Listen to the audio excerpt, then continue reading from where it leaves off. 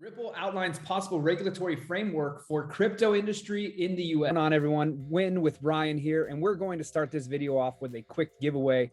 We're giving away $100, and all you have to do is subscribe to my YouTube channel, like this video, comment below. Every single comment gives you an entry to win, and then go over to winwithryan.com to make sure that you are subscribed to my Make Money newsletter. That's where we announce the winner every single month. So with that being said, keep winning. Ripple outlines possible regulatory framework for crypto industry in the US. Innovation sandboxes, applying existing frameworks on crypto, and communication between the public and private sectors were included in Ripple's suggestions. So we're going to go into, I actually went over to, I'll just show you guys here. So over at Ripple's website, you can see that they came out with a real approach to cryptocurrency regulation, and it's very, very in-depth.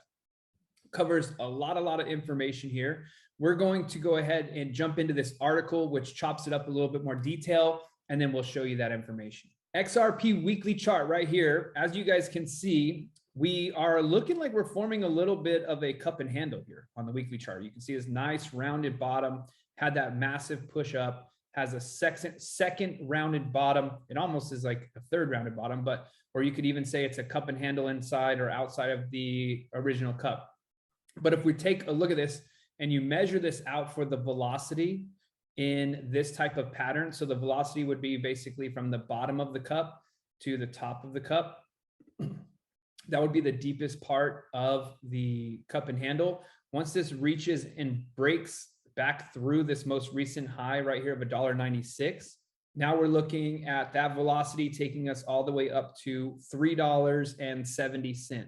Really, really good signals coming. I mean, obviously, we know we're waiting for it to break out of the SEC regulations. There's been a lot of information about exchanges wanting to get it listed back on their exchange, but the regulations is the important part. And we're going to cover this all in detail in this video right here. But I wanted to show you guys this here, because if this right now, if you look into my indicator down here, I just bought this indicator and it's worked out really, really well. So people were taking money out of XRP right here. You can see the red, and you can even see the red line here. Now it is turning to green. People are pumping money back into XRP. Now the price may not be rising up as per se. I mean, it did, ran up to $1.90, but it's been this stagnant situation for quite some time. But in reality, lots of money has still been flowing into XRP. So it is still a live project. We're just not seeing the actual push from the retail side of things as far as that goes. Here's a more zoomed out view, because this is now on the daily. So it's more stretched out. It's actually zoomed in. So you have more data here. We do still have that pattern, the rounded bottom, and then it's coming back here. And obviously no pattern looks identical to, what it's called. So, when it comes to the cup and handle here, you got the cup, and then you have your handle. And then when this comes back up here, it'll take on that velocity move we've talked about and take it up, breaking above that next all-time high, which would be really, really nice. Jumping back into this article, Ripple, the company whose executives have often criticized the United States' seeming lack of regulatory clarity on the crypto industry, has outlined its own pragmatic framework. As we know, the United States government is not crypto, hardly doesn't know anything about crypto. It's a bunch of old guys and girls that know nothing about this information. So getting the information from people who are in it could be really, really beneficial, and they could listen and make this thing work. According to the firm, regulators need to be encouraged to promote innovation sandboxes. Some of the existing frameworks in the United States can be applied to cryptocurrencies, and there should be an active dialogue between regulators and market participants.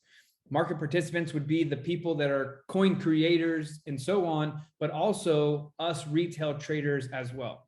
According to CEO Brad Garlinghouse, the proposal was designed to address and remedy the specific challenges to the industry. In regards to the regulatory sandboxes, the company said that the safe harbor proposed by the SEC Commissioner Hester Peirce, under which network developers would have a grace period to build without being subject to certain federal securities laws, would be necessary to incentivize innovation. So basically, SEC wants people to go into the sandbox, right? Remember when you were a kid, you're playing in the sandbox and you were experimenting, you were just throwing some stuff around and figuring some stuff out. And they want the crypto industry to be able to have something like that, because just like with regular business, regular regulation, when you go to open a corporation and things of that nature, all of the regulations behind that.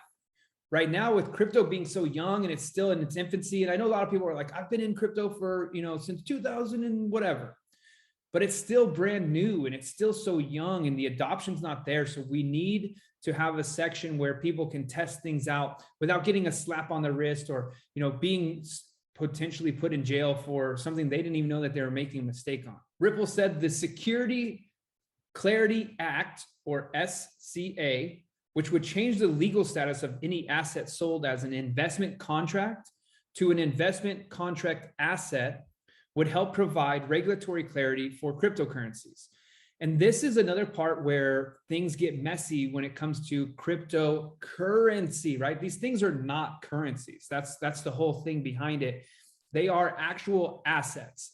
And the problem with the verbiage right now, and also the reason that we're getting hung up with the government trying to basically, cut it down, because the US dollar, or pretty soon the United States dollar that they make the crypto one, USDC, CC, whatever they want to call it, is going to come out. And then all of a sudden that's going to be a currency. Right now, assets, when you buy Bitcoin, you physically own Bitcoin. It is a physical item. It is not a currency. It is an asset. And all cryptos right now are assets that you can purchase. They are not investment contracts to buy the security. And there is a difference in that, because the security, when you buy, for example, a stock, you buy some Google, you buy some Tesla or whatever, that's a security, it's a stock. When you buy a Tesla, you own it, that's an asset, right? Well, it's really a liability because it goes down in price, but you know what I'm saying? Something you physically own. I physically own this asset right here. This is an asset. It's not a contract on paper. It's not an investment. And remember that this whole case goes back to the fact that the United States government is suing Ripple because they are saying that Ripple was selling XRP and people thought that was investing in the company of Ripple, because Ripple itself is an actual real company. You can buy Ripple stock, okay? But XRP is not a stock for Ripple. XRP is a cryptocurrency asset, digital asset that you can own. For addressing communication between the public and private sector, Ripple supported the Eliminate Barriers to Innovation Act, introduced by Representative Patrick McHenry in April. And this bill aims to clarify the role of the SEC and the CFTC in the country's efforts to regulate crypto, but would also require the two agencies to establish a working group focused on digital assets. So breaking that into a little more detail here, developing an effective policy framework for cryptocurrencies will only be possible if there is clear communication and collaboration between private and public actors. That is the reason we have proactively discussed the issue on a bipartisan basis with regulators and members of Congress. The conversations have helped shape our perspective on the type of regulatory clarity and the industry and broader ecosystem need from regulators, as well as the type of requirements regulators should demand from the industry. So here, Ripple is basically saying, we understand that you don't know what to do to regulate crypto, but we know you want to be able to take people's money and tax them off of it. You also want to make sure that no frivolous fake companies are going out there because of rug pulls and so on. Here's some steps that we would do as a cryptocurrency company, and this might work for you as the government. Ripple co-founder Chris Larsen, Garlinghouse, and CTO David Schwartz have all voiced concerns about the patchwork of regulations under which crypto firms are forced to navigate to operate in the United States. Though the company's current headquarters are in San Francisco, the executives have previously hinted that they were exploring leaving the United States behind for more friendly jurisdiction. And if you also watched the video earlier today on our channel from Nick, you also saw now with the new infrastructure bill going out and the new crypto tax going out, I mean, this is probably more of a realistic thing happening. That doesn't hurt anybody in the crypto industry. It just helps Ripple as a company. A lot of companies are going to start moving their companies overseas. A lot of people are going to start signing up for dual citizenship to avoid taxes because it's just getting a little bit out of hand at this point. In our $1,000 to $10,000 challenge, we still have all of our same coins. We have not changed this yet, right? So there is always going to be some times to take profits, sell some, whatever the case may be. But we still have the same exact number of tokens. Right now, our bin is worth $197. We put in $250, so that one's down a little bit with this market bleed off. Bitcoin Monster Hunt, we put in $250. It is currently sitting at $259. And then with Revo, we put in about $550, $510, something like that. I don't remember because I just went ahead and bought them quickly. I just know that the total balance was $1,100. This one's currently worth $762. So that one is up. And that one's doing really well. I mean, we got into Revo around 87 cents or something like that. So that is why it's important to diversify. And by the way, this is not diversified. This is all very high risk. Do not buy anything that we talk about on this channel just because we talk about it. But if you've done the research like we have, we know that NFT gaming space is going to be booming. In fact, I even think, when things get bad, and let's say that if we turn into a bear market, well, these coins that we have right now, these are actual games that will be launching in December or are already launched. And I mean, Revo and Bin are already active right now. So in fact, all of these games are active right now. Bitcoin Monster Hunt's beta testing, but you get what I'm saying? When people are sad, bear market, people still play games. People will still be pumping money into these things. So I'm really excited about this no matter what happens in the market, because I think these are good hedge tokens, which is really great for us on this contest.